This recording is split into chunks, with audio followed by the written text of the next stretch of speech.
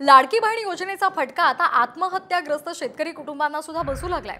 महसूल आणि वन विभागानं आत्महत्या केलेल्या शेतकऱ्यांच्या वारसांच्या मदतीसाठी तातडीच्या निधीची मान्यता बंद केली आहे आणि त्यामुळे जिल्हा पातळीवरील समिती आत्महत्याग्रस्त कुटुंबांना तात्काळ मदत करू शकणार नसल्याचं धक्कादायक वास्तव पुढे आले।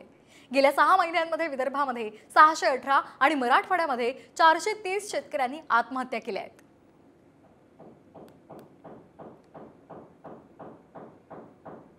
तर हे परिपत्रक जारी करण्यात आलेलं आहे। लाडकी बहीण योजनेचा फटका आता आत्महत्याग्रस्त शेतकरी कुटुंबांना सुद्धा बसायला लागलाय।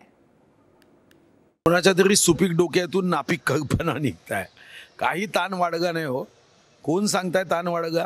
ज्यागा महाराष्ट्र समजगा नाही, महाराष्ट्राच्या शक्तीची माहिती नाही, महाराष्ट्राच्या जनतेवर, महाराष्ट्राच्या शेतकऱ्यांवर, व्यापाऱ्यांवर, उद्योगावर ज्यांना विश्वास नाही असे लोक हे सांगतात। नाही पण त्याचा याच्याशी काय संबंध? त्याचा GR का निघाला ही स्वतंत्र माहिती घेऊ, पण तुम्ही याचा संबंध त्याच्याशी काय जोडताय?